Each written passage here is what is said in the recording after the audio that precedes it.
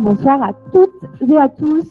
Bienvenue au 23e Démo Day du Wagon à Marseille, le premier Démo Day groupé data et web, où vous allez découvrir ce soir les produits data et les produits web qui ont été développés par les promos 608 et 610 du Wagon Marseille. Alors, merci beaucoup aux étudiants d'être présents. Vous ne les voyez pas encore, vous qui êtes sur Livestorm, mais vous allez bientôt les découvrir et surtout, vous allez pouvoir admirer leurs projets. Merci donc d'être connectés pour cet événement. Moi, j'adore les démos days, je vous le dis, là, j'ai des frissons. Ça me fait toujours le même effet, j'ai l'impression d'être le matin de Noël et j'ai hâte de pouvoir découvrir les cadeaux que vous nous avez faits.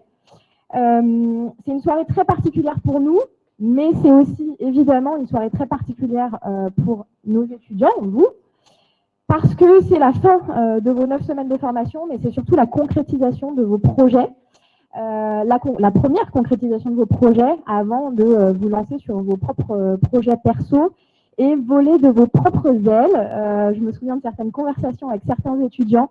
Oui, maintenant, vous êtes des grands, vous allez pouvoir développer vous-même vos propres projets. Alors, avant de commencer, pour ceux qui ne connaîtraient pas le Wagon, c'est une école, c'est une formation intensive au développement web et à la data science qui a pour but de former des personnes d'horizons différents. Ce soir, par exemple, et dans les promos qui nous ont suivis côté data, il y avait des analystes financiers, des doctorants dans des thématiques aussi diverses que l'économie, ou la physique, des profs de maths, des consultants, des jeunes diplômés aussi. Et puis côté web, des barman, on a une chef de projet dans le social, on a des étudiants en école de commerce. On a vraiment des profils qui sont globalement très larges, mais qui ont un objectif commun qui est de monter en compétences et de gagner des compétences tech. Je vous ai dit les frissons, tout ça. À l'issue de nos formations, nos étudiants sont capables de se lancer en freelance, de lancer leur projet ou de rejoindre des équipes tech ou data, c'est ce qu'on vous souhaite. Vous avez aussi des profs et des TA qui sont présents ce soir et qui vous ont suivi tout au long de votre formation, qui sont généralement passés, merci à vous, qui sont généralement passés par le Wagon et comme toute l'équipe du Wagon, qui sont toujours de bons conseils pour pouvoir aussi vous accompagner après votre formation. Avant de vous laisser présenter les projets, je vous invite juste à revenir il y a 9 semaines, le 19 avril dernier, où vous avez tous pris la décision de changer de vie en venant vous former pendant 9 semaines. Et rien que pour ça, déjà, je vous dis bravo. Je pense que les 9 dernières semaines ont été très intenses d'apprentissage technique, mais aussi intenses humainement dans les projets. Dans les projets de groupe, il s'est passé énormément de choses, beaucoup d'échanges, et je souhaite que ces échanges restent aussi actifs. On est ravis, nous, de vous accueillir dans la grande communauté des alumni du Wagon. Vous êtes plus de 10 000 dans le monde, et la communauté est très active. N'hésitez jamais à faire appel à cette communauté, qui sera toujours aidante, quelle que soit votre question, que ce soit des questions techniques ou des questions même de connexion ou de développement personnel. Sans plus tarder, on va commencer avec les projets. Pour information, donc on va avoir 2 grandes parties. On va commencer par les projets data, qui vont durer à peu près 40 minutes, où les étudiants data vont commencer à présenter leurs projets. Et ensuite, on enchaînera avec le web, qui durera aussi à peu près 40 minutes. Sans plus tarder, puisque voilà, moi j'ai hâte de voir les cadeaux que vous nous avez faits, on va accueillir le premier groupe, le projet Météostock, où les traders nouvelle génération, comment investir intelligemment sur le cours des actions américaines, dont les membres sont Julien, Philippe et François. Julien, je crois que c'est toi qui présente. Et du coup, tu peux venir avec nous. Merci Julien. Merci, bonsoir à tous.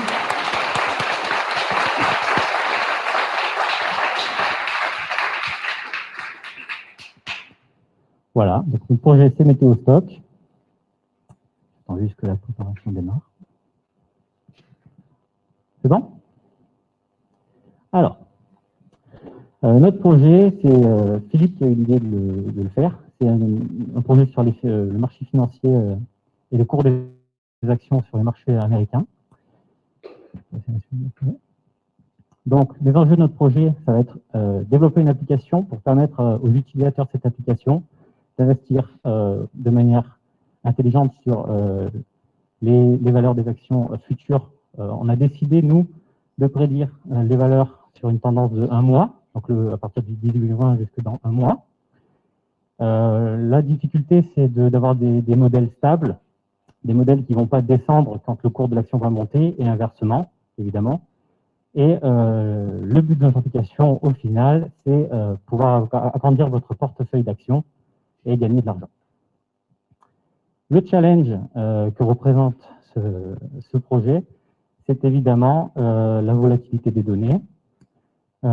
Pour cela, pour éviter d'avoir trop de volatilité, on a choisi des actions très particulières qui sont cotées dans le Nasdaq. Donc, on a des entreprises comme Google, Amazon, Facebook ou des banques comme Bank of America qui ont toutes des courbes de données très différentes. Et on a décidé de prendre nos données sur une application de 2018 à 2021. On fait appel à cette application, on récupère les données, on entraîne nos modèles dessus.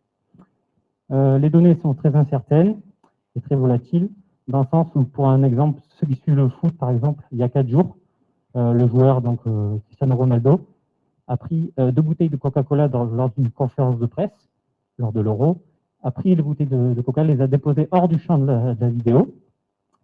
Il faut savoir que ce geste, qui peut paraître anodin à première vue, a fait perdre 4 milliards de dollars à Coca-Cola le lendemain de ce geste. Notre modèle donc, de référence sur lequel on s'est basé, c'est on va prédire la journée du lendemain pour prédire la journée du lendemain avec la journée de la veille. On est le 18, on va prendre la journée du 18 pour prédire le 19. Avec cela, notre modèle prédit 3 dollars d'écart par rapport aux valeurs réelles des actions. Nous, on a voulu battre ce 3 dollars, donc on a utilisé plusieurs modèles. Le modèle ARIMA qui va prédire une tendance très linéaire, donc montante ou descendante.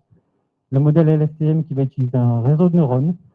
Il va utiliser donc les données précédentes montantes et descendantes pour essayer de faire justement ces montants et descendants dans les prédictions. Et le modèle Prophet qui lui va utiliser la saisonnalité des données, la tendance des données et les événements majeurs. Donc les grosses hausses ou les grosses baisses, il va les inclure dans les entraînements et va avoir plus de facilité à prédire ces hausses ou ces baisses. Donc le résultat du modèle ARIMA, on a ici une erreur moyenne de 13 dollars, qui est très loin de notre modèle de base qui était de 3 dollars, où on voit que sur la première semaine, on a une tendance linéaire en orange et les valeurs réelles en bleu qui ont fité au début sur la première semaine, qui étaient à peu près correctes. Mais dès que les valeurs ont été volatiles et sont descendues assez rapidement, le modèle n'arrivait plus à suivre. Pour le modèle LSTM, on a amélioré un peu notre score. On avait une erreur moyenne de 7 dollars sur un mois de test, donc les prix des actions Microsoft. En rouge, nous avons la courbe prédite et en bleu, toujours la courbe réelle. On voit que c'est plus une tendance linéaire, mais c'est vraiment quelque chose qui vient épouser la courbe réelle. Mais c'est toujours pas satisfaisant, donc on a utilisé Prophet. Et on arrive à une erreur moyenne de 2 dollars qui va de 1 dollar, donc le modèle basique, où là, on arrive à une généralité des données et on arrive à épouser plus facilement la courbe des actions. Donc notre application, on l'a mis en ligne, entre guillemets. On va vous faire une petite démonstration. Voilà, on arrive sur Météostock. Dans l'encart de gauche, on peut choisir les actions qu'on veut et on peut également choisir la prédiction en nombre de jours. Par exemple, si on veut afficher Facebook à 7 jours, et qu'on lance la machine, ça mouline un tout petit peu, et voilà. Il nous sort une prédiction à 7 jours à partir du 18 juin. Donc demain, ça risque de monter. Dans 4 jours, ça va probablement descendre. et ensuite être un peu stagnant. Donc il nous dit il est préférable de vendre peut-être vos actions demain pour les racheter dans 15 jours. Si on prend Microsoft sur 14 jours, le modèle va s'adapter, va prédire sur 14 jours.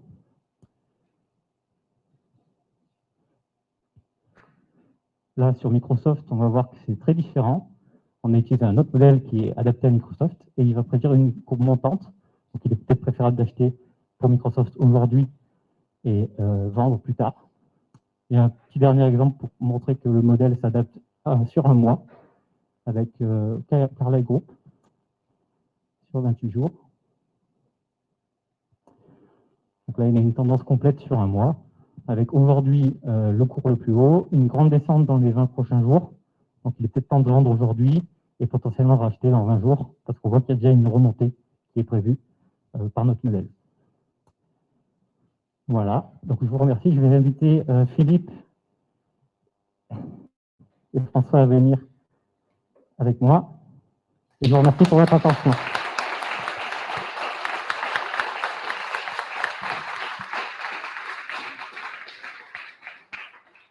On a Philippe ici et François ici.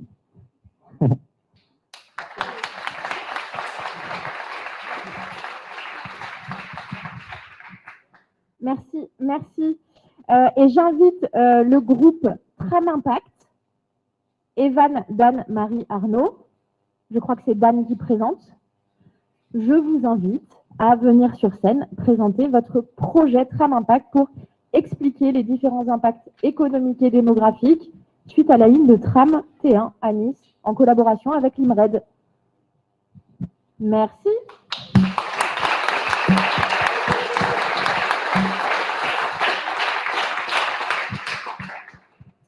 Bonjour à tous. Merci d'être présents à cet événement qui clôture notre fin de formation en data. Nous avons travaillé sur une problématique d'urbanisation sur la ville de Nice. Nous avons essayé d'étudier l'impact de la ligne de tram T1 mise en circulation en 2008. Pour cela, en autre mot de cette problématique, ce que je peux dire, c'est que on a essayé de voir quel impact elle a cette ligne sur les quartiers, voir si elle entraîne une certaine disparité entre eux, plus ou moins loin de cette ligne. Pour répondre à cette problématique, nous avons utilisé deux jeux de données, l'une sur les entreprises de Nice, l'autre sur la démographie de Nice.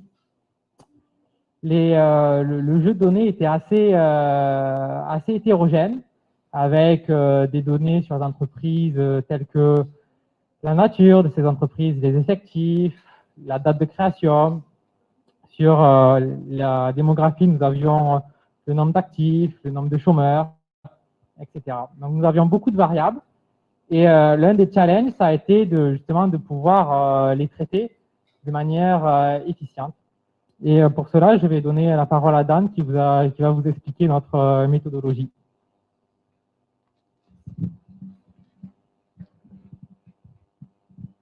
En fait, on a employé des tests statistiques qui nous permettent d'identifier des variables pour lesquelles le changement a été pertinent de la point de vue statistique. Ok. Vous voyez, en fait, il y a, comme Arnaud il a mentionné, il y a deux groupes de données sur l'entreprise et sur démographique.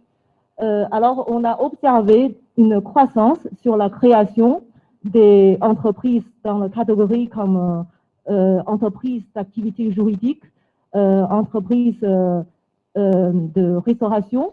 Et on a aussi observé une diminution sur les données démographiques, comme il y a de moins en moins de familles qui habitent sur la ligne de tramway, qui possèdent 2 voitures, et aussi le nombre de voitures a diminué. Et on a retenu ces variables parce qu'ils sont statistiquement significants que sur la ligne de tramway, mais pas sur tout Nice.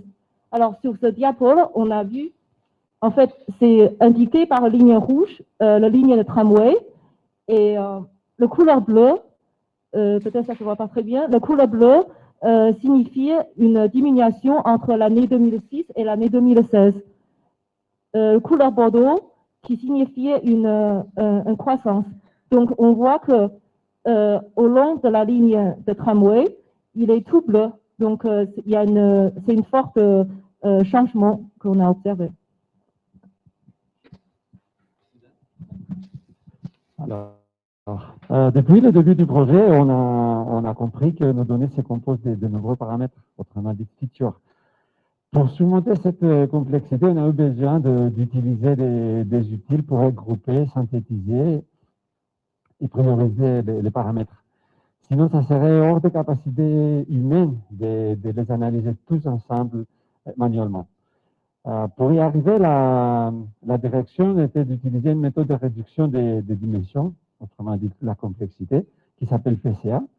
Et puis, on a combiné cette méthode, la première méthode, avec une méthode de regroupement des données qui s'appelle K-means. Pour aller un peu plus loin par rapport aux données, elle contient, c'est important de retenir ça, elle contient 0 information géographique et 0 info sur l'itinéraire du tramway. Donc, le regroupement, autrement dit la clusterisation, serait forcément basé sur leurs caractéristiques démographiques.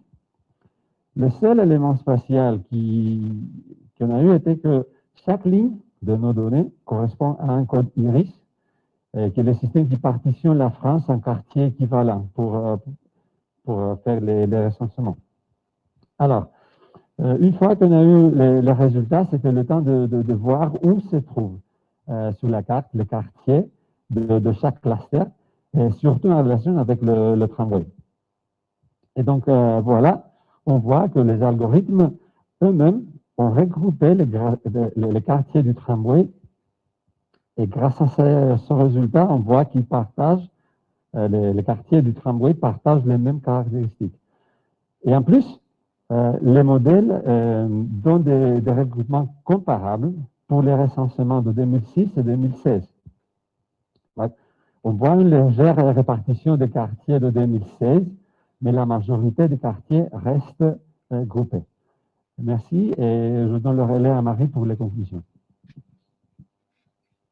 Donc, en conclusion, on voit que les quartiers autour de la ligne de tram sont homogènes.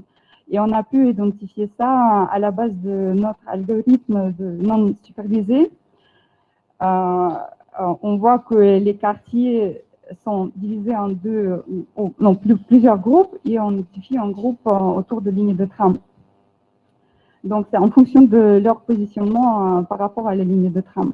Mais cet algorithme ne nous renseigne rien sur les catégories qui influencent, qui impactent ces différences.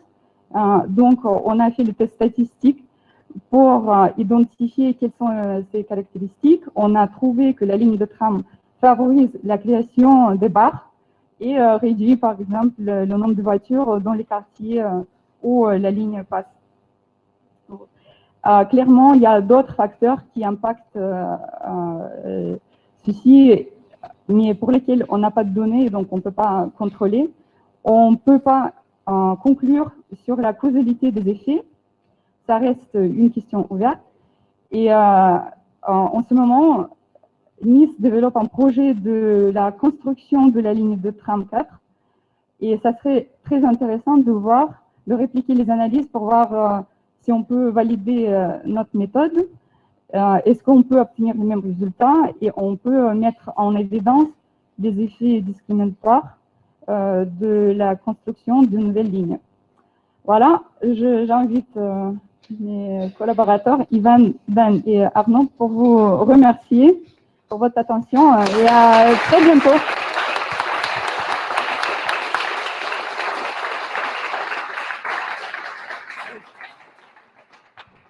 Merci, bravo. Bravo pour votre travail. Le projet suivant a pour objectif d'identifier et de localiser les anomalies du Covid sur les radiographies pulmonaires. Tout un projet. Et j'invite le groupe, Claire, Zénab et David. Je crois que c'est Claire. Claire, c'est à toi. Merci. Donc, bonsoir à tous. Donc effectivement, pour notre projet de Femmes Bootcamp, nous nous sommes intéressés à un sujet d'actualité qui est le diagnostic du Covid. Donc comme vous le savez tous, pratiquement inconnu, il y a encore 1 an et demi, le virus du Covid a chamboulé le monde et contaminé plus de 170 millions de personnes et fait plus de 3,5 millions de morts. Du coup, le corps médical a dû s'adapter au fur et à mesure avec ce qu'ils avaient. Et encore actuellement, le seul outil diagnostique disponible est le test PCR. Entre autres inconvénients, le fait qu'il puisse être douloureux, mais surtout qu'il mette de plusieurs heures à plusieurs jours pour avoir un résultat. Étant donné que les formes graves de Covid sont notamment caractérisées par une inflammation des poumons, les radiologues ont suggéré comme alternative diagnostique d'utiliser des radios des poumons pour identifier les lésions Covid, comme ils le font déjà pour les cas de pneumonie. Un challenge international a posé cette question, a mobilisé les data scientists en leur fournissant un jeu de données de 120 gigas contenant plus de 6000 images annotées par des radiologues et classées en 4 catégories. Négatives pour la pneumonie, une apparence typique à la pneumonie Covid, et puis 2 autres catégories, une atypique et une indéterminée, on ne sait pas trop. La difficulté étant notamment qu'il est très difficile de différencier les lésions Covid de lésions causées par des pneumonies virales ou bactériennes. Donc nous nous sommes attelés à cette tâche et pour ce faire, nous avons utilisé un réseau de neurones convolutifs. C'est un modèle de deep learning qui existe déjà et qui est très complexe, qui est composé d'énormément de couches et qui a la particularité d'être déjà entraîné pour reconnaître des images, d'avoir été entraîné justement sur un dataset très large d'images. Et ce que nous avons fait, c'est que nous lui avons présenté en plus nos images pour le spécialiser sur nos images et pour être capable d'identifier des radios et des lésions pulmonaires.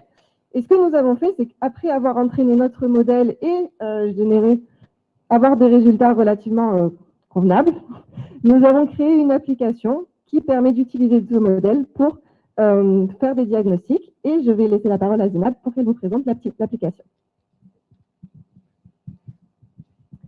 Alors, notre application a été créée à la base pour aider les radiologues, les médecins de diagnostiquer le Covid-19.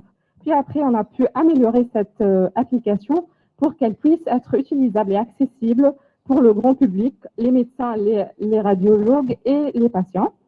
Et en fait, pour utiliser notre application, il vous suffit de télécharger votre radio et notre application, en quelques secondes, elle est capable de vous répondre à 3 questions. Si déjà votre radio présente une pneumonie ou non, et si elle présente une pneumonie, si cette pneumonie elle est liée au Covid-19 ou à notre source virale ou bactérienne. Et par conséquent, elle peut vous dire si vous êtes positif ou négatif pour le Covid-19.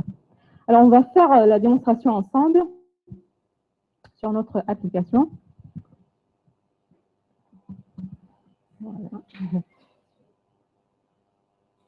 Non.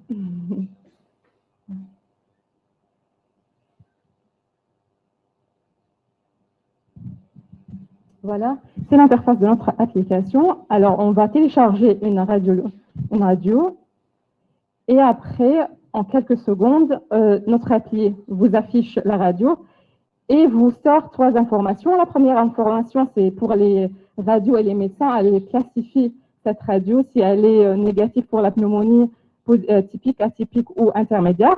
La deuxième information, c'est pour le grand public. Si vous n'êtes pas expert de radiologie, elle vous dit si vous avez la pneumonie et si vous êtes positif ou négatif pour le Covid-19.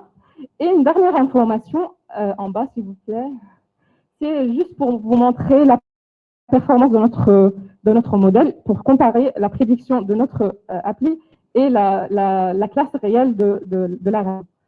Alors, on vous montre une deuxième image. Donc là, cette image, elle est classée, je n'arrive pas à le voir. Voilà. Voilà.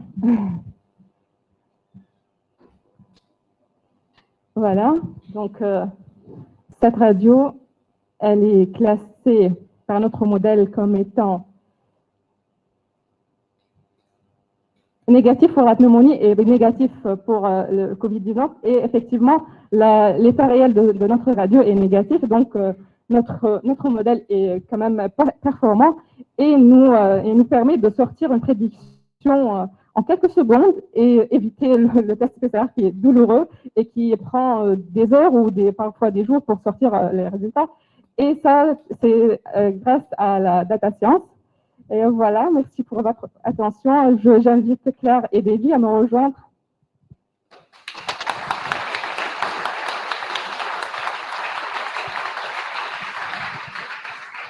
Merci. Merci et bravo. Ça nous évitera les tests PCR et les vaccins en tout genre. Le prochain groupe, le projet Stock Return Prediction, pour proposer une stratégie d'investissement boursier au jour le jour. Le groupe Jawad Arnaud, Anastasia et Sheikh.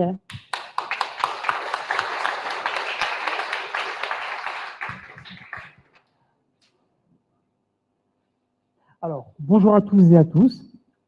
Nous sommes fixés dans le cadre de ce projet de fin de bootcamp comme mission de construire un modèle qui nous permettrait justement de prédire la performance d'actifs financiers et plus précisément dans notre cas de figure d'actifs de type action. Mais concrètement, qu'entendons-nous par la performance d'une action? La performance d'une action n'est ni plus ni moins que la variation en pourcentage du prix d'une action. Prenons un exemple pédagogique. Imaginons une action, le wagon, qui vaudrait aujourd'hui 100 € et demain, éventuellement, que cette dernière connaisse une augmentation et qu'elle atteigne 101 €. Le return ou la performance de notre action est de 1%.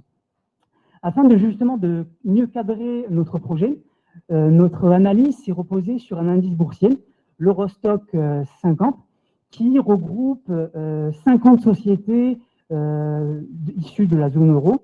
Et justement, nous sommes partis de ce cadre-là afin de construire notre modèle et nous permettre par la suite de prédire au mieux les différents returns, donc les différentes performances de chacune de nos actions. Pour ce faire, nous avons dans un premier temps mis en place une phase de pré-processing. Cette phase de pré-processing s'est caractérisée par la mise en place d'une API permettant d'extraire différentes caractéristiques qui caractérisent bien évidemment les différentes actions qui composent notre indice boursier. Et cela nous a permis justement on va dire, de dégager à la fois des features qui soient d'ordre exogène, bien évidemment, mais également des features propres à nos actions. Par la suite, après avoir fini justement cette phase de pré-processing, nous sommes attelés à la modélisation, c'est-à-dire à essayer de tester nos données sur différents types de modèles.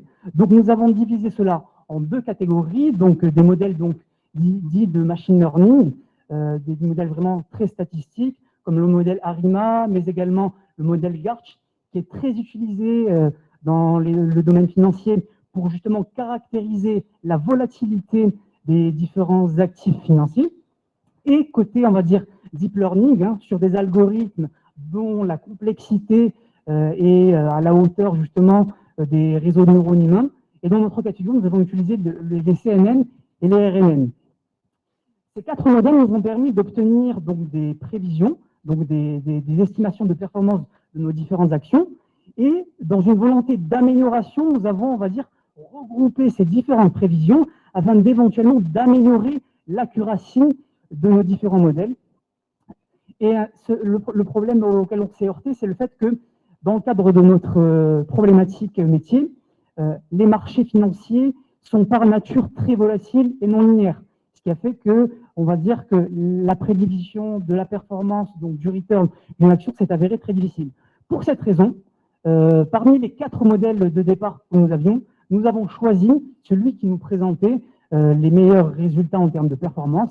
Et notre choix s'est tourné donc vers le modèle ARIMA.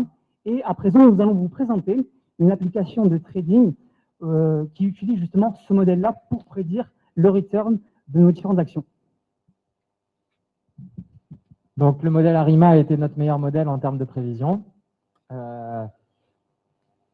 On l'a utilisé pour les prévisions des 50 actions de l'Eurostoxx 50. On fait donc une prévision la veille du jour qu'on essaie de prédire des 50 actions. Et pour limiter le risque et pour faire plus d'argent, on choisit les 10 meilleures. On achète ces 10 actions à l'ouverture du jour donné et on les revend le soir. Le but, c'est d'être le plus proche de la prévision et surtout d'être dans le bon sens. Sur l'application qu'on a mis en place, on va pouvoir vous montrer quelques résultats. L'application demande une date d'entrée et une date de fin. Ça nous donne la période sur laquelle on va faire tourner le modèle et un montant à investir.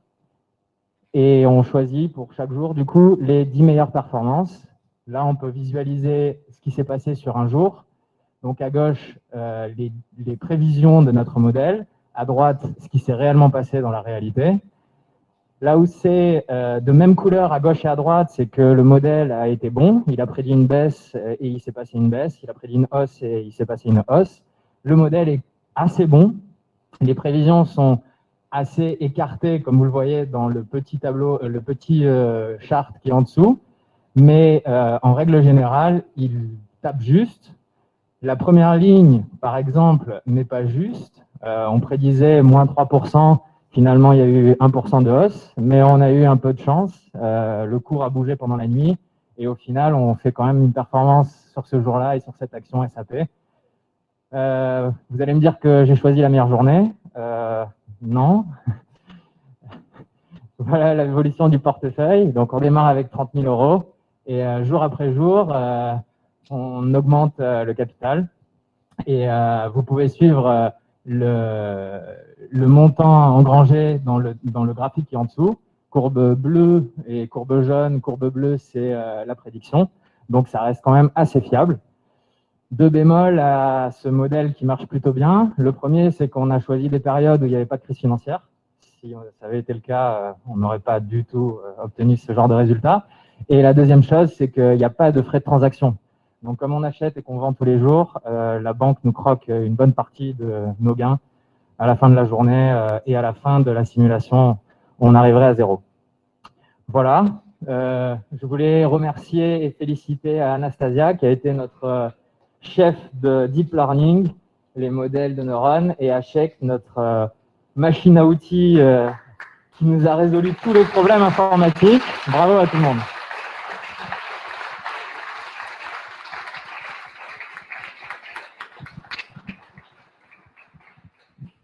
Bravo, bravo, merci pour cette présentation. Et j'invite le prochain groupe, le projet Hack for Nature. Comment améliorer la politique de reboisement d'une ville à partir de l'intelligence artificielle, avec Alexandre, Habib, Ahmed et Louis.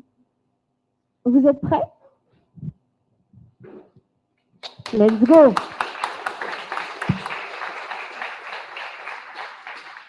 Merci, bonjour. Alors, le projet Hack for Nature a comme but de fournir des cartes avec les positions de tous les arbres qui existent sur la région de Marseille.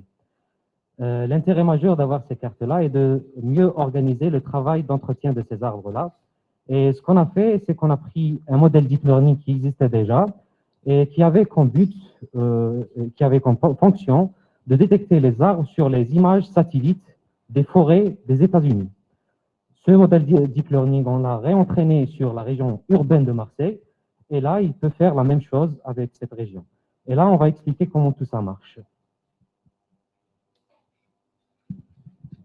Dans un premier temps, notre objectif, ça a été de collecter de la donnée. Donc, pour collecter de la donnée satellite, on a interrogé 3 API, celle de Bing, celle de Mapbox et celle de Google Maps. Notre objectif, c'était d'avoir des images qui étaient assez similaires. L'intérêt, c'est qu'on a des zones qui sont identiques, mais les images satellites ont été prises à différentes périodes, soit dans l'année, soit de la journée. Ça permet d'avoir des images qui sont légèrement différentes, mais où les arbres sont exactement au même endroit. Ça permet de faciliter l'apprentissage de l'algorithme derrière. On a eu quelques difficultés parce que, en fonction de l'API qui est interrogée, on se retrouve avec des images dont la qualité n'est pas forcément suffisante, soit pour faire une analyse pertinente, soit pour faire une labellisation correcte. Alors, Une fois qu'on avait récupéré de la donnée, il fallait annoter à la main chacune des images pour que l'algorithme puisse repérer les arbres lors de son entraînement. Pour cela, on a utilisé un logiciel qui s'appelle Label Studio qui permet de faire ce qu'on appelle du labeling. En quoi ça consiste? C'est très simple. On prend chaque image, on repère les arbres sur l'image et on encadre chaque arbre, comme sur l'exemple. C'est assez fastidieux à la main et ça prend du temps. Ensuite, une fois qu'on avait des images labellisées, on a codé de la data augmentation. C'est quoi en fait? Ça consiste simplement à prendre des images, les images qu'on a déjà, et soit aller prendre la version miroir, soit aller retourner, avoir plusieurs versions de la même image. On peut aussi rajouter des filtres de couleurs. Le problème lorsqu'on fait du labeling, c'est que les labels qu'on a déjà créés ne sont pas forcément conservés lors de la transformation. Donc, on a rajouté des algorithmes pour convertir correctement chaque label à chaque transformation. Donc, après avoir effectué tous ces pré-traitements sur nos images, donc, nous les avons entraînés. Donc, je rappelle que nous partons d'un modèle de base qui a été entraîné sur des images prises sur des forêts aux États-Unis. Et nous, notre challenge, c'est de pouvoir réentraîner le modèle avec nos images prises dans des zones urbaines sur Marseille afin de pouvoir détecter les arbres. Donc, ici, nous faisons une comparaison des performances. Donc, à gauche, vous avez la précision, au milieu, vous avez le rappel et à droite, vous avez la IOU et je vais revenir sur ça. Ce qui est important de voir ici est qu'en bleu, vous avez le Deep Forest de base entraîné sur la forêt et avec le réentraînement que nous faisons, on peut voir que nous parvenons à faire améliorer ces performances. Donc, comme je le disais, la IOU, nous permet de comparer l'intersection entre notre prédiction et la réalité avec l'union des deux surfaces. Donc, pour illustrer tout cela, vous avez deux images. À gauche, vous avez le résultat de prédiction issu de Deep Forest entraîné sur les forêts. Et à droite, vous avez la solution que nous proposons. Et là-bas, vous pouvez voir que nous parvenons à détecter tous les arbres qui sont sur l'image. Et en même temps, on est capable d'éviter même une toiture qui a été détectée par l'algorithme de base. Donc, ce merveilleux résultat a été par la suite mis en ligne et lui va vous en parler. Alors, comme on dit, une bonne image vaut mieux qu'un long discours. C'est pour ça qu'on a codé une petite application web pour présenter nos résultats.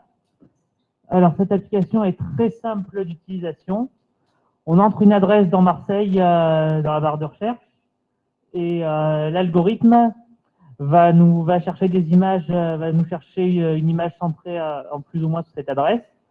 À gauche, il y a l'image non annotée, et à droite, il y a l'image où les arbres ont été détectés.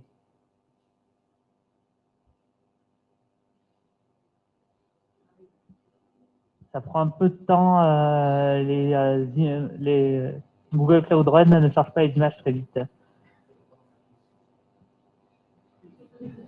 C'est le temps de compter les arbres, du coup. C'est parce qu'il y a beaucoup d'arbres sur l'image, c'est pour ça.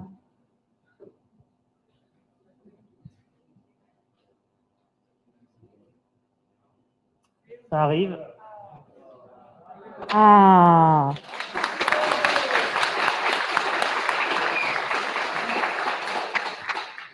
Comme on voit, le modèle qu'on a entraîné sur seulement 100 images est déjà assez performant.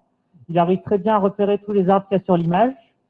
Il y a encore quelques petits ratés, mais avec plus de données, le modèle devrait crever le plafond. On espère. Donc, comme c'est un projet collaboratif, on a repéré quelques pistes d'amélioration. Donc, comme je l'ai dit, annoter plus d'images, ça permettrait d'augmenter les performances du modèle. Ensuite, il y avait d'autres modèles qui avaient été repérés, donc ça peut être intéressant de les essayer. Et enfin, sur le modèle Deep Forest, on peut encore changer quelques petits paramètres pour améliorer encore les performances. Donc, c'était Louis pour présenter le projet Accent Lecture. Je vais à présent demander à mes collègues Habib, Alexandre et Ahmed de venir sur scène.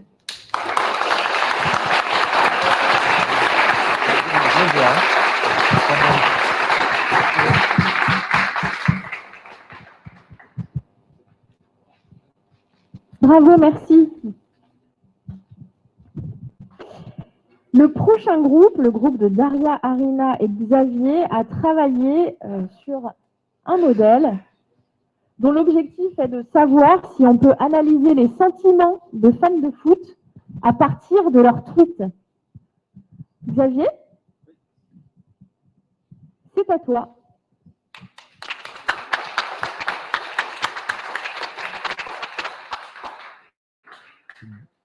Bonjour à toutes et à tous. Je m'appelle Xavier et avec mes collègues, on va vous présenter notre projet de Fan Bootcamp qui s'appelle Football Twitter Challenge. Ce projet, en fait, c'est de l'analyse de sentiments sur des tweets liés au football. Et en fait, le but du jeu, c'est d'arriver à classer le tweet en fonction de son contenu en deux catégories, soit en positif ou en négatif, selon le sentiment qu'il va évoquer aux gens. Par exemple, je vous propose une chose, tous ensemble, comme vous êtes des humains, on va essayer de classifier ce tweet. Alors, je vais vous le lire, Je vais vous le lire parce que je ne pense pas que vous le voyez bien. Alors, le tweet, c'est, je pense, prendre une journée de congé après chaque match. Et à la fin, il y a deux emojis. Une où on voit un visage qui pleure et ensuite un visage qui sourit. Qu'est-ce que ça vous inspire? C'est assez difficile, hein. Bon, c'est bien, je suis content parce que si c'est difficile pour vous, imaginez pour l'algorithme. Voilà. Oui, effectivement, c'est une tâche assez difficile, même si en fait ça marche assez bien, mais du coup on se heurte vite à des difficultés qui sont exposées ici, qu'on peut contourner, mais c'est pas évident. Déjà, il faut collecter les données Les données. Alors les données. D'abord, en fait, il faut des données d'apprentissage pour que le modèle il apprenne bien. Il nous faut des données, c'est la première tâche qu'on a faite. Du coup, on a utilisé en fait des commentaires en français issus d'Allociné, ainsi que des tweets qui étaient hétérogènes, donc qui n'étaient pas issus du football, et des tweets qui avaient été traduits de l'anglais au français. Alors, c'est important d'avoir ces données labellisées. En fait, ces données ont été labellisées par des humains, c'est-à-dire qu'on a le texte et à côté, le texte est associé à un sentiment, en fait. C'est comme ça que l'algorithme va apprendre. Et pour les données tests, on a utilisé une API sur Twitter pour avoir des données en conditions réelles, en français, qui va nous permettre de tester le modèle qu'on a entraîné au préalable et ainsi de faire des prédictions sur des tweets réels. Et là, du coup, on a utilisé des tweets liés au football avec les hashtags droit au but, donc c'est l'OM, bon, le PSG aussi également, parce que c'était plus simple pour nous, et l'Euro 2020 qui a lieu en ce moment. Alors, la première étape, ça doit être une transformation du texte qui doit être absolument faite, puisque l'algorithme ne comprend pas en fait du texte, il ne peut pas travailler, il faut des chiffres pour travailler. Donc, la première étape, en fait, c'est modifier et arriver, du coup, à transformer le texte. Et donc, il y a certaines opérations, dans ce cas-là, qui vont être utiles pour, par exemple, enlever tout ce qui est ponctuation, chiffres, etc. Et rapidement, une phase de vectorisation qui va être opérée et qui va permettre à l'algorithme d'analyser le texte, en fait. Voilà. Ensuite, là, sur ces deux graphiques, vous pouvez voir un nuage de mots, comme ça qu'on l'appelle, qui représente en fait les mots en fonction de leur fréquence dans les tweets. Donc ça, c'est avant l'entraînement. Et vous voyez, par exemple, que le mot France apparaît aussi bien initialement dans la partie positive que négative. Donc c'est assez compliqué en fait à classer avant les entraînements. Je vais passer la parole à Arina qui va vous parler des modèles et des performances que nous avons obtenues. Bonjour, je vais vous parler de nos modèles qu'on a utilisés pour ce challenge. Et du coup, après le traitement, il fallait choisir les modèles qu'on veut tester. Et on a choisi plusieurs modèles, 2 modèles de machine learning et 2 modèles de deep learning. Et on les avait entraînés sur nos données d'entraînement. Du coup, les commentaires d'Allociné et les tweets générales qui ne sont pas forcément liées au foot. Et on a obtenu le score, donc, qui représente la performance du modèle. Et selon ce score, on a choisi d'utiliser deux modèles de machine learning, Naive Bayes et la régression logistique. Après, on a passé ces deux modèles sur nos données de test, sur les vrais tweets qu'on a récupérés sur Twitter, les tweets qui sont liés au foot. Et on a obtenu des scores assez élevés. Et il faut noter que c'est très important que les modèles étaient entraînés sur les données qui n'étaient pas pareilles, qui n'étaient pas forcément liées au foot. Et le fait que nos modèles nous sortent tel score, c'est assez impressionnant quand même. Alors, je vous propose de tester nos algorithmes sur les vrais tweets qu'on a pu récupérer. Je vais vous lire le tweet et vous allez me dire quelle est la balance émotionnelle de ce tweet, positif ou négatif. Le premier tweet. Aujourd'hui, la France pratique le football et je suis heureux. Est-ce que c'est positif ou négatif? Positif. Et la petite suspense. Le modèle me dit que c'est positif. Il est correct. Prochain tweet. 0-0 contre la Suède. La honte, vous êtes vraiment nul au football. Est-ce que c'est positif ou négatif? Et le modèle me dit que c'est négatif. Il était encore correct. Le prochain tweet. Du coup, on fait rien. Belle mentalité, ça. Est-ce que c'est positif ou négatif? Négatif. Et le modèle est d'accord avec vous. Il y a encore un tweet. Nos gardiens ne sont pas vraiment, nos gardiens ne sont vraiment pas respectés dans ce monde du football. C'est écœurant. Positif ou négatif? Négatif. Et en ce cas-là, le modèle se trompe, mais ça arrive. On a tous le droit à l'erreur, donc on passe. Et en revenant vers ce tweet de début, qui était vraiment ambigu et qui était difficile à classer, du coup, on peut voir ici que notre modèle, il hésitait aussi, qu'il a donné 52% pour qu'il est positif et 48% pour qu'il est négatif.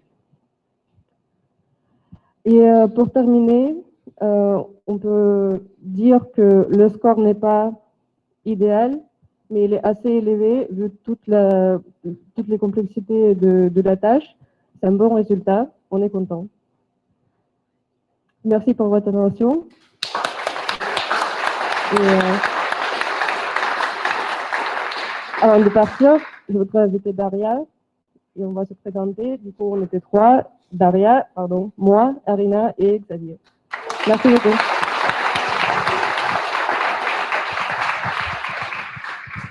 Merci, bravo.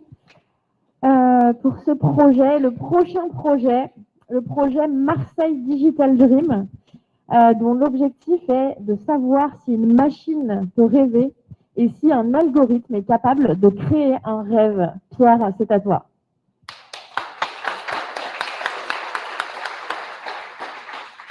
Bonjour.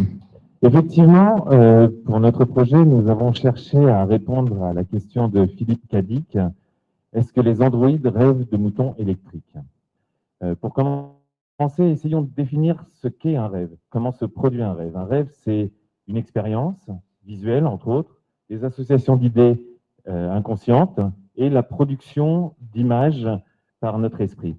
Nous avons créé des algorithmes qui reproduisent ces trois étapes et c'est ça que nous allons vous détailler maintenant. Alors nous voulons faire rêver la machine, mais pour faire rêver la machine, il nous fallait des images, beaucoup d'images. Pour ce faire, nous avons décidé de nous axer sur l'hashtag Marseille, la ville qui héberge notre batch Le Wagon, et sur trois sources, Flickr, Instagram et Twitter, pour leurs données hyper marquées, mais très diversifiées.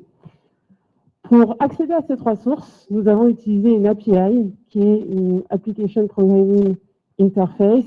En fait, c'est un service qui permet d'accéder à distance aux bases de données. Et grâce à ça, nous avons récupéré 18 500 images à analyser que nous avons bien sûr traitées pour les mettre toutes au même format pour nos modèles. Pour générer un rêve à partir de ces images, nous avons utilisé un modèle de clusterisation. Mais d'abord, qu'est-ce que la clusterisation? C'est un algorithme non supervisé qui regroupe des données similaires. Sur cette vidéo, on peut voir, nous allons voir différents groupes se former autour d'images de même nature. Ces groupes, du coup, sont les clusters de notre modèle. Et donc, pour reproduire l'association d'idées inconscientes d'un rêve, notre modèle va regrouper du coup ces images non labellisées en groupes homogènes.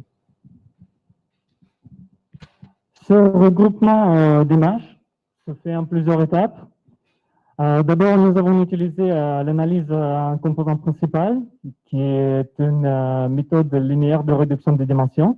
Ensuite, nous avons enchaîné avec une autre méthode qui s'appelle le PSNE, qui est une méthode aussi de réduction de dimensionnalité, mais qui est beaucoup plus élaborée et qui facilite ensuite la clusterisation. Et donc, pour faire des clusters, nous avons laissé la machine à le faire, donc c'était de clusterisation non supervisée. On a donné la liberté à notre machine de regrouper les images, ensuite les choisir. Et ici, par exemple, on peut voir un de ces clusters. Par les images, on peut voir qu'il y a quand même des caractéristiques communes, comme par exemple un fond bleu. Et donc ensuite, une fois les clusters étaient bien créés et choisis, ils sont passés en production de rêves. À partir de ces clusters, l'algorithme a choisi 20 images. Et la difficulté que nous avons eue pour pouvoir animer ces images, c'est qu'on ne pouvait pas faire appel à des applications de morphing traditionnelles. En effet, les images, si elles sont relativement proches, on voit le ciel bleu, on voit une ligne d'horizon, les masses de couleurs sont assez éloignées les unes des autres. Et donc, pour pouvoir passer d'une image à l'autre, on s'est servi d'un petit réseau de neurones qui produit des images intermédiaires qui permet, à partir de ces images, de créer une animation. C'est donc cette animation est donc le premier rêve que je vous propose de découvrir.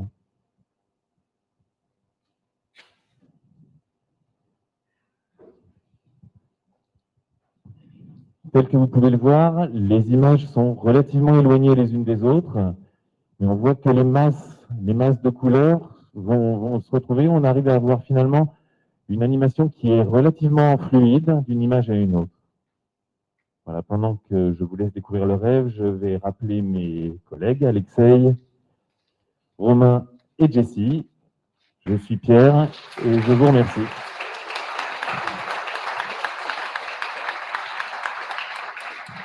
Je voudrais juste ajouter que si vous voulez voir d'autres rêves, nous avons créé un compte Instagram où nous présenterons un rêve tous les matins. C'est Marseille Digital Dream et je vous invite à nous suivre. Merci.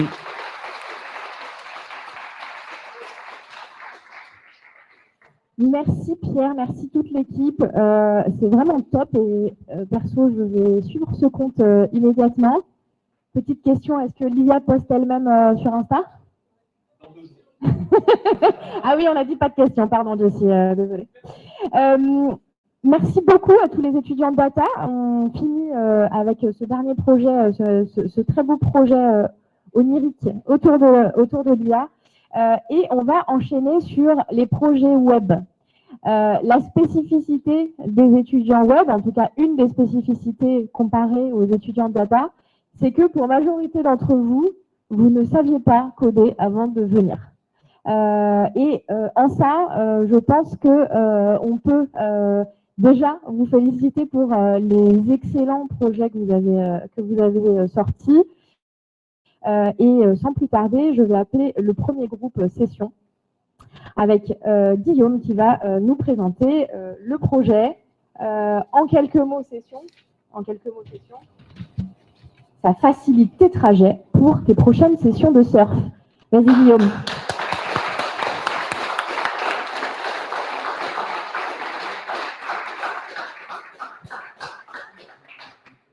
Bonjour à tous. Donc, je m'appelle Guillaume, j'habite à Marseille et je suis passionné de kitesurf. Aujourd'hui, on va vous présenter Sail Session. C'est l'application qu'on a développée avec mon équipe. Sail Session, c'est né comment? En fait, je suis arrivé sur Marseille il y a 2 ans. Je ne connaissais pas du tout le coin. Je ne connaissais pas les spots, je ne connaissais personne. Et je voulais chercher une communauté pour pratiquer ce sport. Donc, à la limite, il y avait les groupes Facebook, mais ça ne correspondait pas forcément aux besoins qu'on avait. C'était trop général. On voulait quelque chose de spécifique. On a voulu développer une plateforme où on peut partager notre expérience, on peut partager des covoiturages, et on peut partager notre passion, quoi. Donc voilà, on est sur la homepage de session. On peut voir un petit peu tous les sports qu'il y a. Donc on a du surf, on a du stand-up paddle, du wake, du windsurf, du kayak, un petit peu tous les sports nautiques. Donc nous, on cherche une session de kitesurf. Donc on va aller dans l'onglet recherche. On entre le sport kitesurf sur Marseille. Et on voit ce qui tombe. Donc on a 4 sessions kitesurf, ok, c'est cool, il y a des utilisateurs. Alors, qu'est-ce qu'on va prendre comme session? On peut partir sur la première, c'est demain, c'est à l'Almanar, on va voir ce que ça donne.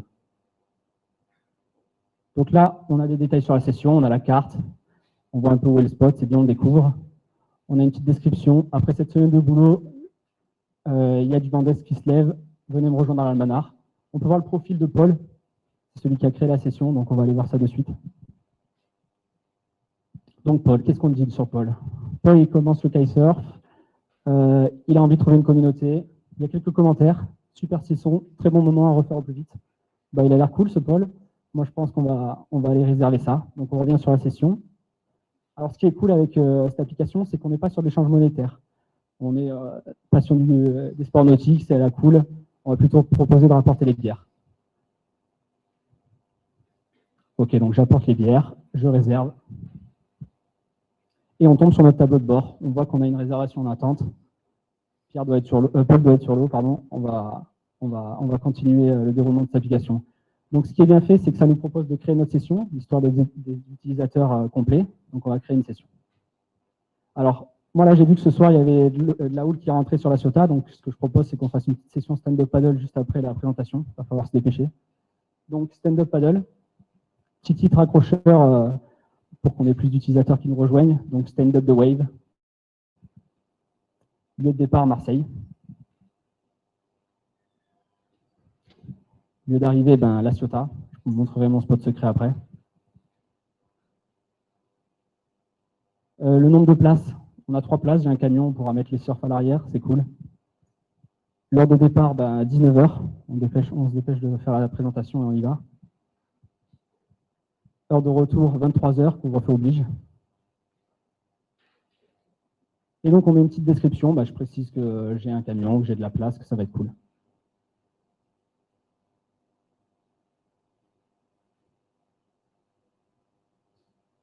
Impec, on crée la session. Donc là, on tombe sur ma session. On voit bien que c'est à la Ciotat. On voit les horaires.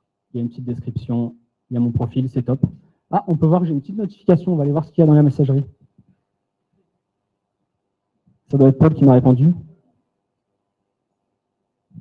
Salut Guillaume, à demain. Oh, c'est cool ça. Bon, je vais dire que j'ai des IP au frais, ça va mettre de l'ambiance. On est chaud pour demain. Purée, je viens d'avoir une notification sur mes réservations. C'est fou le monde qu'il y a sur cette application, c'est un truc de malade. Allez, on part sur le tableau de bord, on retourne voir nos réservations en attente. J'ai Ibra qui veut venir ce soir à la stand-up de Wave. C'est cool, on va être 2, c'est déjà pas mal. On l'accepte. Voilà, donc on a une session pour ce soir en stand-up paddle, une session pour demain en kitesurf. Je pense qu'on est bon. On se rejoint sur l'eau.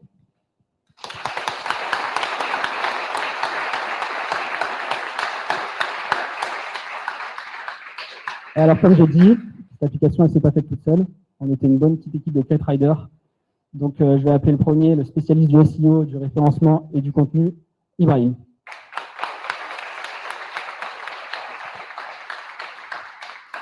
Ensuite, je vais appeler notre spécialiste front, celui qui adore relever les défis JavaScript, Laurent.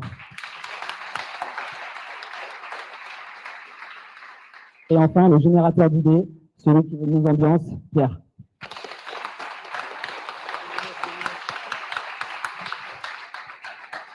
Merci. Merci les gars, bonne session. Je vais appeler le groupe suivant, le projet Green Me Food, des produits frais et locaux livrés chez toi avec Vincent. C'est à toi Vincent.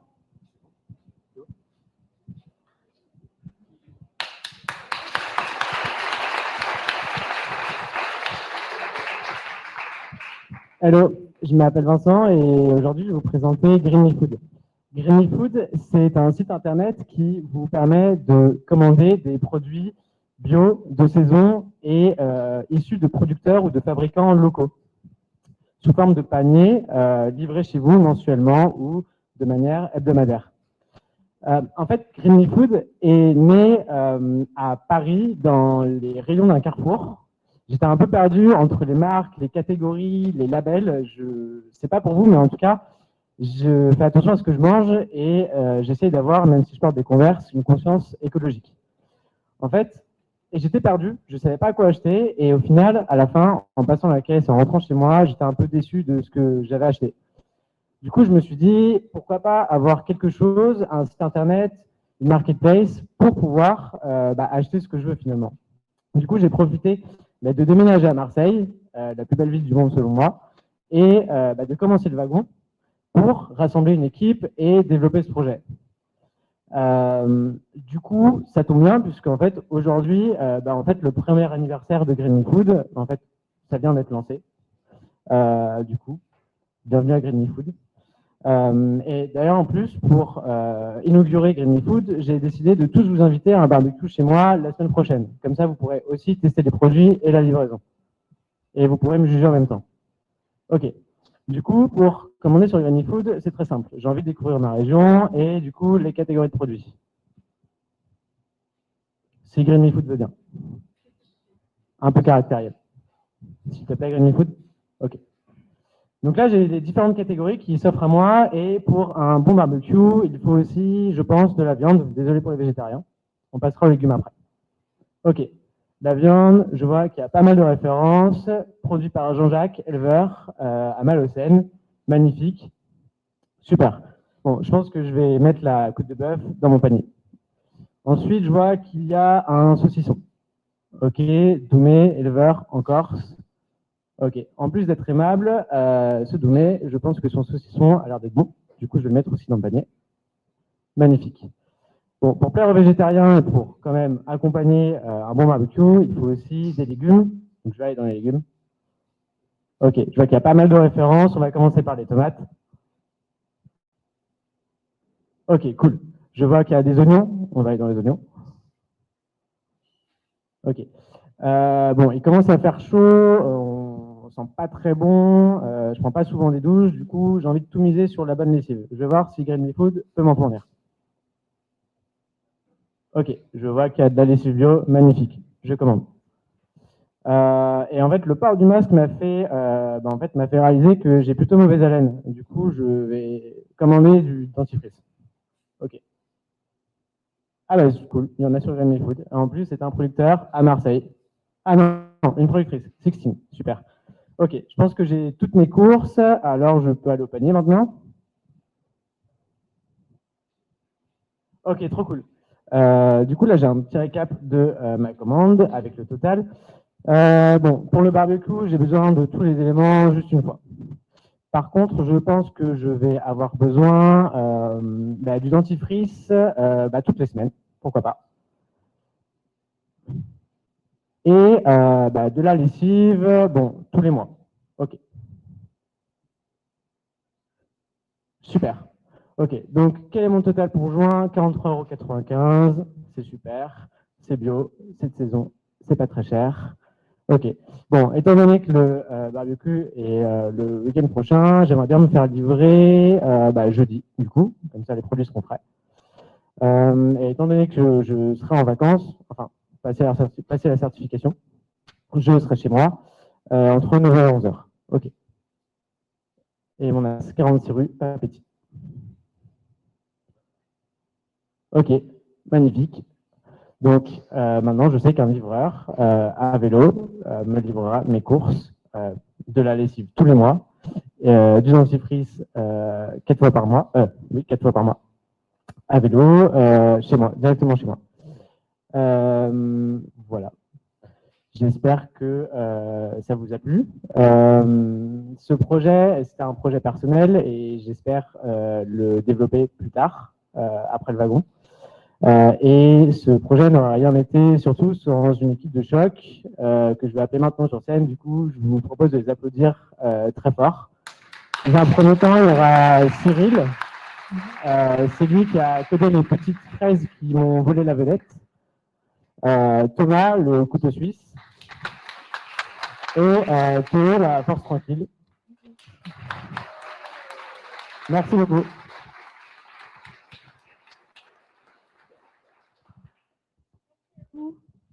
Merci pour ce beau projet. On va accueillir l'équipe d'après qui a pour objectif de t'aider à trouver un agent d'entretien près de chez toi en 3 clics. Tu peux y aller. Alizé, c'est à toi. Bonjour à tous.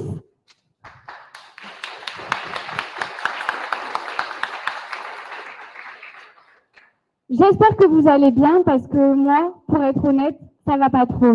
En fait, j'ai ma belle famille qui débarque dans 2 heures et malheureusement, mon appartement, ça va pas du tout. Il n'est pas rangé. J'ai eu une semaine très compliquée et très chargée et malheureusement, comme je l'ai dit, j'ai pas eu le temps de le ranger. Mais je tiens vraiment à faire bonne impression parce que c'est la première fois que je les rencontre. Et en plus, je me suis proposé de faire la cuisine, donc il faut que j'aille faire mes courses, que je cuisine. J'aurai jamais le temps. Mais heureusement, il y a Cleanup. J'ai fait appel à eux la semaine dernière parce que j'ai organisé un apéro chez moi et le lendemain, j'avais un examen. J'avais vraiment pas le temps de nettoyer. Clara, j'ai booké Clara, elle est venue et elle m'a rendu vraiment un très gros service. Donc, ce soir, on va également faire appel à Cleanup. La semaine dernière, je me suis inscrite, donc aujourd'hui, j'ai seulement à me connecter.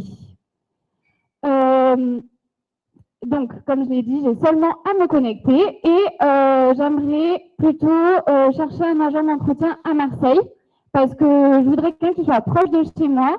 Au niveau des horaires, j'aimerais de 19h à 20h. Ils arrivent à 21h. Je pense que ça me laissera le temps de faire ma cuisine et mes courses. Franchement, ça sera parfait. Donc, je rentre toutes ces informations et je peux voir que ce qui est génial, c'est que l'application me propose directement un profil qui correspond à mes critères. Donc, aujourd'hui, qui est-ce que j'ai? J'ai Clara, c'est génial. Clara, comme j'ai dit, je l'ai eu la semaine dernière et j'ai été vraiment ravie. Je peux voir qu'elle a 4 étoiles sur 5. Vraiment, je confirme ces étoiles, ça les vaut largement. Elle a une petite description. Pour en apprendre plus sur elle, je peux également voir ses expériences, donc ses qualifications et également ses expériences. Donc, je peux voir qu'elle a 2 ans. Et également un petit commentaire. Donc, vraiment, ça me rassure. Clara, elle est top. Je veux Clara. Donc, ensuite, je tombe sur son récapitulatif. Donc, j'ai bien booké Clara. Mes informations sont pré-rentrées, notamment mon adresse, l'horaire et la tarification. Donc, je veux payer pour Clara. Ensuite, je vais rentrer mes coordonnées bancaires. Je ne vous conseille pas de les recopier parce que vous ne pourrez pas acheter grand-chose, malheureusement. Mais je rentre mes informations bancaires et ce qui est vraiment top, c'est qu'une fois que j'aurai booké Clara, je vais pouvoir lui envoyer un petit message du coup pour lui transmettre mes informations.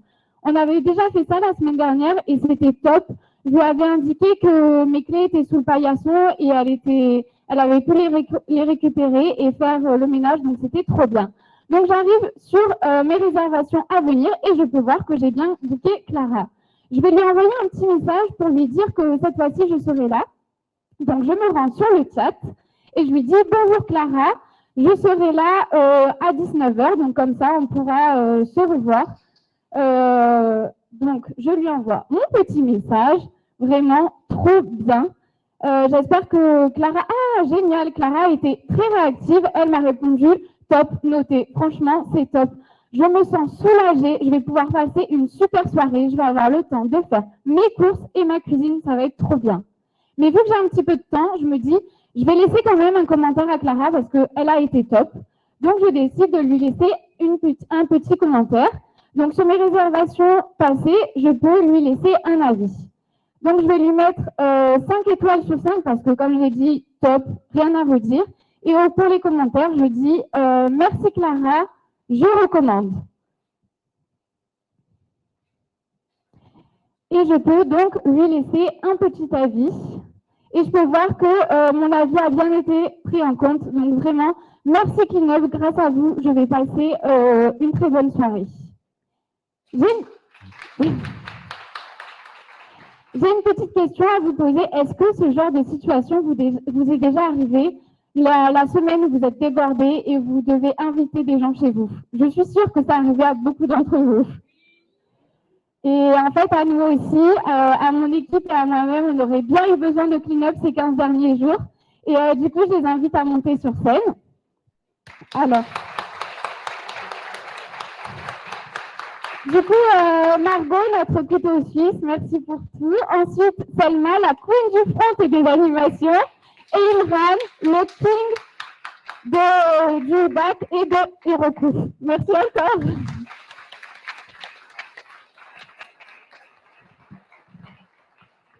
Merci à vous, merci Alizé, merci le groupe. On va accueillir le prochain groupe avec l'appli AdoptMe, une application qui a pour vocation d'en finir avec l'abandon des animaux. Michael, c'est à toi.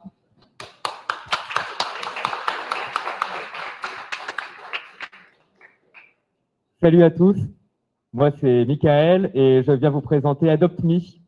C'est une application web qui met en relation des gens qui doivent donner un animal avec des gens qui souhaitent adopter un animal, et tout ça sans aucun échange monétaire possible. C'est un projet qui a vu le jour quand ma compagne et moi-même avons emménagé dans la région en octobre dernier, à Barbentane, un petit village à côté d'Avignon. Et nous avions enfin la maison et le jardin que nous voulions pour pouvoir adopter l'animal dont nous parlions depuis déjà longtemps. Et ça a été la croix et la bannière, en fait, pour trouver notre petit chien. Nous ne connaissions personne, c'était le confinement, donc on a cherché par Internet, sur le site de la SPA, mais tous les animaux de la SPA ne sont pas référencés sur leur site. On a cherché par les associations locales, mais les associations locales, eh bien, on ne les connaît pas forcément, elles sont très mal référencées sur le web. Donc on a fini par trouver, mais on a mis 3 mois facilement pour la trouver. On aurait bien aimé avoir une application justement qui puisse nous mettre en contact avec des particuliers qui doivent donner un animal, parce que par exemple leur chat Amiba, pendant qu'ils sont partis en vacances, comme c'est arrivé à Olivier de notre équipe, ou parce que la grand-mère est tombée malade et a dû partir en maison de retraite et ne peut plus s'occuper de son chien, comme c'est arrivé à Maxime de l'équipe. Et donc c'est pour ça que nous avons décidé de créer AdoptMe, et je vous propose qu'on l'essaye ensemble. Donc nous sommes en octobre de l'année dernière. Le 15 octobre, Nadia, ma compagne et moi-même venons d'emménager et nous décidons de chercher notre futur chien. Nous nous rendons sur AdoptMe, une toute nouvelle application que nous a recommandé un ami. Et c'est parti. Donc en ce qui nous concerne, nous cherchons un chien autour de chez nous, donc autour de Barbentane. Et on est prêt à faire un petit peu de route pour trouver la perle rare. Donc on va mettre un rayon kilométrique quasiment à 100 km, ça ne nous pose aucun problème. Et on va voir ce que nous propose l'application. Alors, il semblerait qu'il y ait quand même pas mal de propositions. Oui, des chiens de différents âges, de différentes tailles. On va peut-être filtrer un peu plus notre recherche. On sait que nous, on aimerait un chien de taille moyenne et au poil court. On en a déjà parlé entre nous. Et on va regarder ce qu'on nous propose. Et alors, Guts, ouais, il a l'air un peu Okis qui est déjà adopté, mais Lucienne a l'air toute mignonne. Un petit chien femelle de 1 an, va peut-être essayer d'en savoir un petit peu plus sur elle. Donc, on va cliquer sur Lucienne et puis voir ce qu'on nous raconte. Alors, Lucienne, 1 an, à 85 km de moi, parfait, en plein Marseille. On va regarder un petit peu ses photos. Ah ouais, non, vraiment, elle a l'air trop chou avec son petit coussin, ses petites peluches. Voici son histoire. Qu'est-ce qu'on nous raconte sur son histoire? Une petite chienne adorable, très joueuse, habituée à être en extérieur. Ben, ça tombe bien puisque nous, on veut un chien pour le jardin. Et on voit qu'elle est stérilisée, qu'elle est vaccinée, qu'elle est pucée. Ben, elle a tout pour elle. On va en savoir un peu plus sur son propriétaire, voir si c'est quelqu'un de sérieux et qui ne cherche pas à se débarrasser de son chien comme ça. Donc, Olivier, pseudo motolover, d'accord, originaire de l'île de la Réunion. J'ai déménagé en France il y a 10 ans. J'aime beaucoup marcher dans la nature avec ma famille et mon chien. Bon, bah, ça a l'air quelqu'un de sérieux. On va voir si on peut pas lui envoyer un petit message pour entrer en contact avec lui. Alors, adopter Lucienne. Attention, adopter un animal est un acte qui vous engage sur plusieurs années. Accueillir un animal, c'est un peu comme élever un enfant. Oui, en fait, ça fait un moment que nous, on en parle. On est au courant et on est vraiment prêt à l'adopter. Donc, on va contacter Olivier, motolover du 974. Bonjour. Souhaiterions beaucoup vous rencontrer avec Lucienne.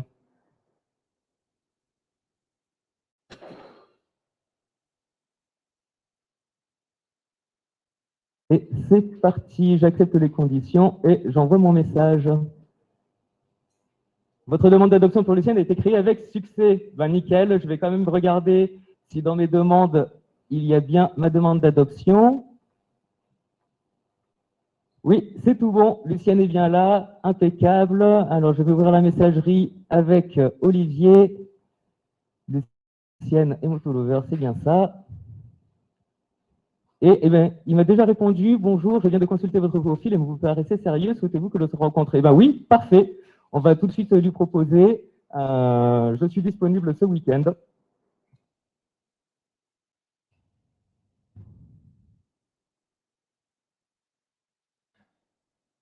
Alors, est-ce que motolover va me répondre? J'aimerais beaucoup. Ça me convient. Eh ben, impeccable. Alors, je vais lui proposer dimanche après-midi à 15 h.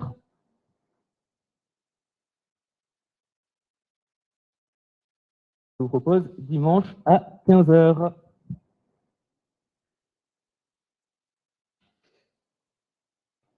C'est parfait. Eh bien, parfait, on va lui répondre parfait à dimanche.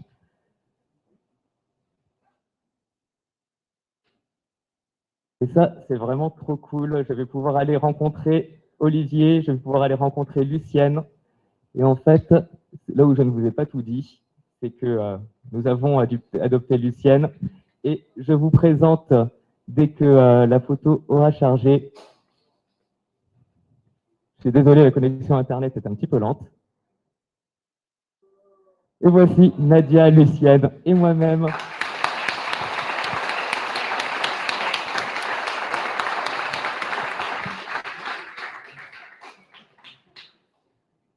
Voilà, évidemment, c'est un projet qui n'aurait pas pu avoir lieu si j'avais été tout seul à travailler dessus. Donc, j'invite l'équipe à me rejoindre sur scène. Il y a Lisa, notre spécialiste du design. Maxime, qui s'est attaqué à tous les codes récalcitrants que nous avons rencontrés. Et Olivier, qui a rencontré une ou deux petites difficultés pour se déplacer depuis l'île de la Réunion, mais qui est présent avec nous en visio. Salut Olivier.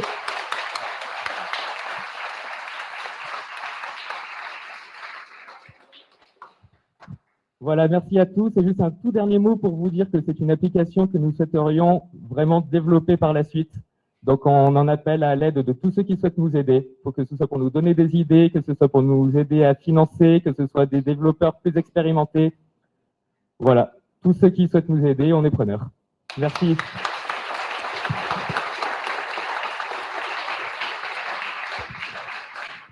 Merci Michael, bravo le groupe. Et je vous invite le groupe Greenbit, permettre aux expatriés de trouver des produits similaires et mieux comprendre leurs achats. Damien, c'est à toi.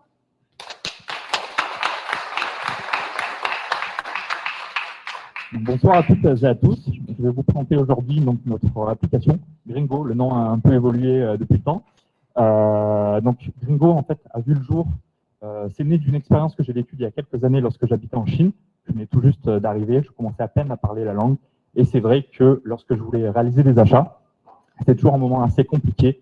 Nouveau pays, nouvelle culture, une langue que je ne maîtrisais pas du tout, des packaging qui ne parlaient pas, qui ne m'aidaient pas. Donc à l'époque, j'aurais bien aimé avoir une solution qui me permette d'y voir un peu plus clair.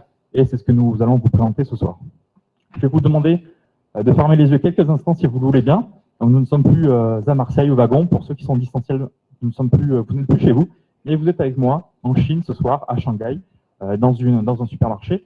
Donc on vient d'arriver en Chine il y a quelques semaines de ça. Vous venez d'ici, d'être muté ici pour le travail, en fait.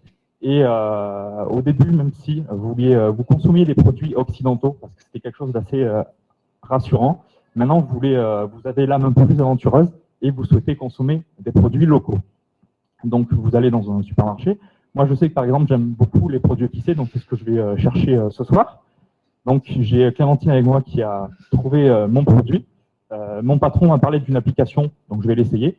Je lance l'application. Apparemment il y a un scanner de code barre, donc c'est ce que je vais lancer. Donc là j'autorise l'appareil photo à accéder à l'application, je scanne le produit, ça match.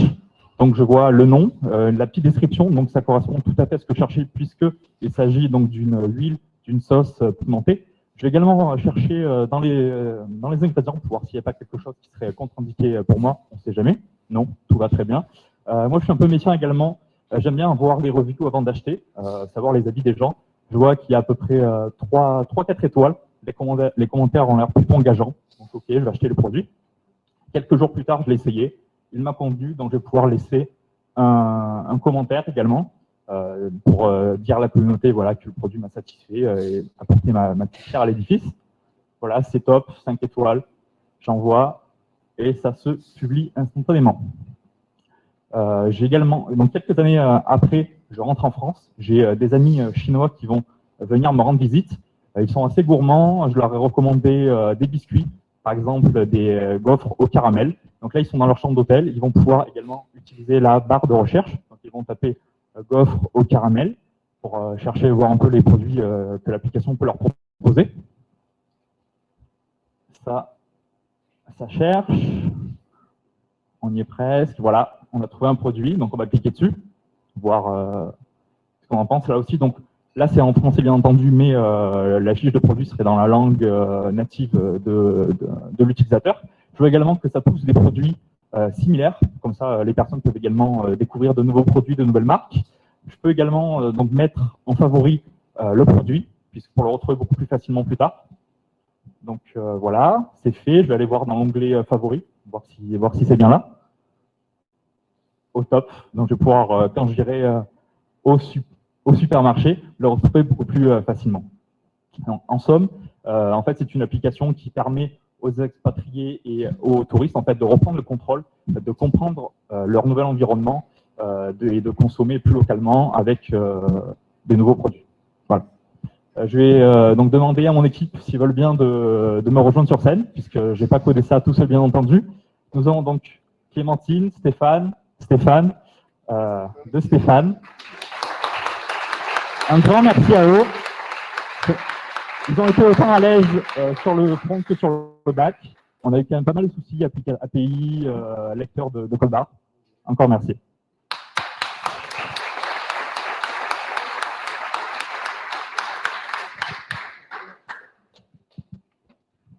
Bravo les gringos. Et la dernière, le dernier groupe ce soir qui va être présenté par Laetitia, une application qui développe et valorise tes soft skills. Laetitia, dis-nous tout.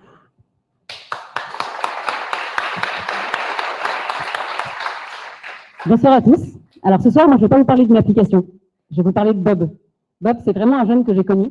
Il habite dans le 14e, il habite dans un quartier qui est dit sensible, près de la gare Montparnasse. Et Bob, j'ai été tout de suite étonnée parce que j'ai vu qu'il avait énormément de compétences. Il avait des compétences, par exemple, vraiment de leadership. Il avait, par exemple, décidé d'organiser avec ses amis, tous les mois, un dîner. Et il invitait les personnes sans abri du quartier pendant ce dîner-là. Et il y a eu vraiment une dynamique qui s'est passée pendant ce temps-là. Et dans le quartier, ça a été extrêmement positif.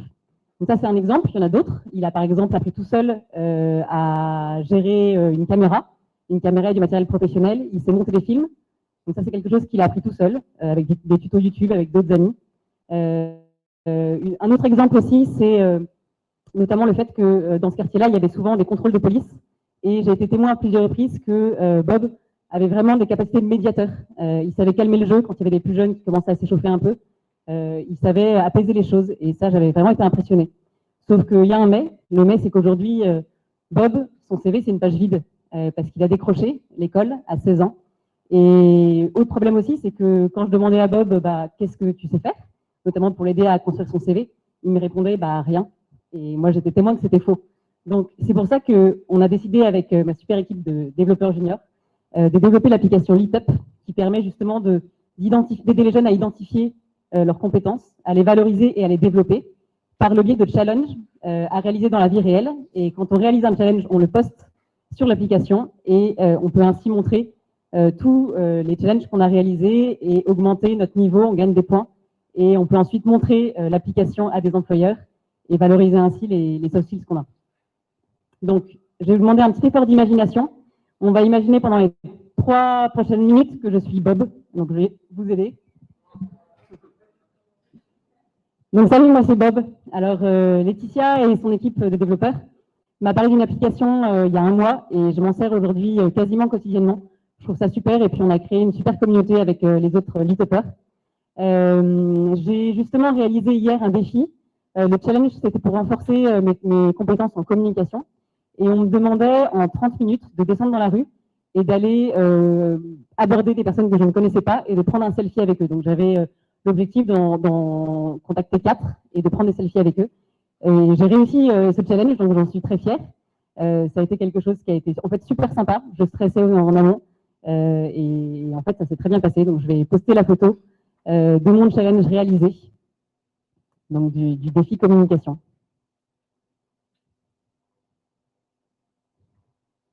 Donc ça m'encourage à faire d'autres défis parce que même si on stresse un peu avant, bah, on se rend compte assez vite que finalement bah, c'est pas si compliqué que ça et ça donne envie. Il y a toute une communauté autour qui nous encourage. Donc ça c'est aussi pour ça que l'application m'aide au quotidien.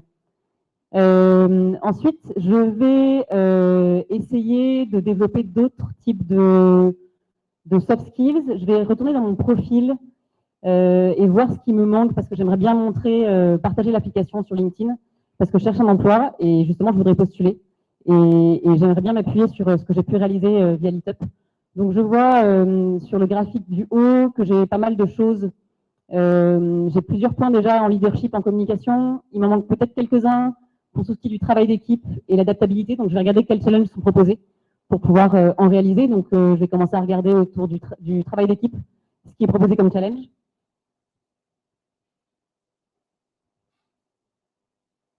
Alors là, comme je suis pas très bon au travail d'équipe, j'aime bien foncer et j'ai du mal parfois à collaborer, je vais chercher quelque chose de facile.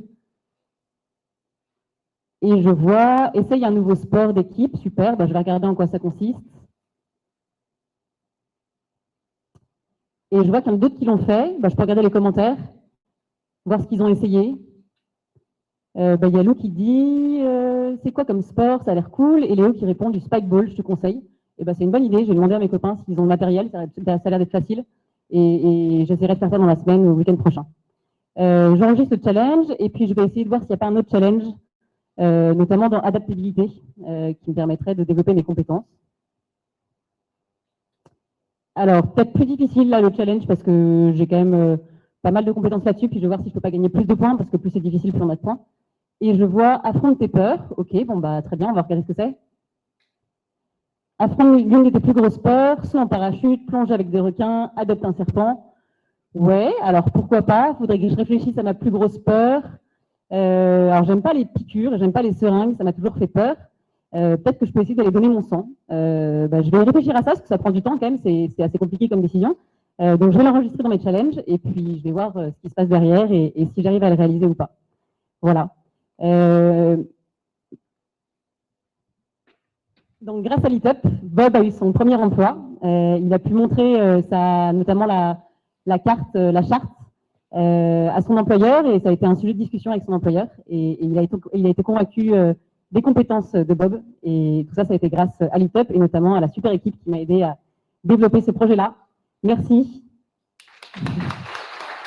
Donc, j'invite Nicolas qui a débroussaillé le terrain à chaque nouvelle fonctionnalité. Merci Nicolas. Christelle, qui est la star de front. Si l'application est jolie comme ça, c'est bien grâce à Christelle et à aucun des autres, parce que ça a été super beau et super difficile pour nous de faire du front. Et enfin Marius, qui a fait une très grosse partie du bac et qui s'est coltiné toutes les choses dont le reste de l'équipe n'avait pas envie, à savoir JavaScript notamment. Donc merci à toi.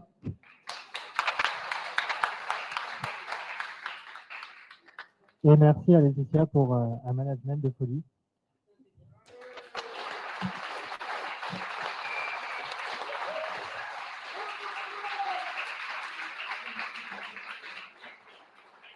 Bravo à tous, bravo pour vos projets. C'est vraiment assez impressionnant ce que vous avez pu sortir. Merci à vous qui nous avez suivis jusqu'au bout du Demo Day. On espère que ça vous a plu et on espère surtout vous voir en vrai pour notre prochain Demo Day. Je voudrais du coup remercier l'intégralité des étudiants. Vous avez vraiment géré et surtout on a passé des très bons moments avec vous. Donc encore mille merci. Et je voudrais aussi remercier évidemment la team de profs et de profs assistants sans qui tout ça ne serait pas possible. Voilà.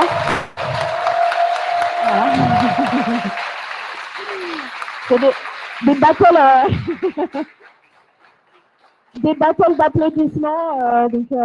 Nicolas, Damien, Sylvain, Stéphane, tous ceux que je vois, Julien, Christelle, etc. Et tous ceux qui sont connectés, merci, mille merci à vous. Et un dernier remerciement évidemment pour toute la team Wagon qui a permis non seulement le déroulement, le déroulé de ces formations au top.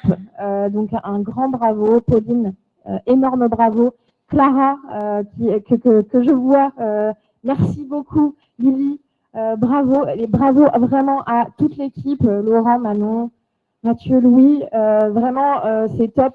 Je suis ravie de pouvoir permettre à toutes ces personnes de venir se former chez nous et surtout, on a hâte de voir ce que vous allez devenir. Alors tenez-nous au courant. Merci à ceux qui sont connectés. On va couper ici.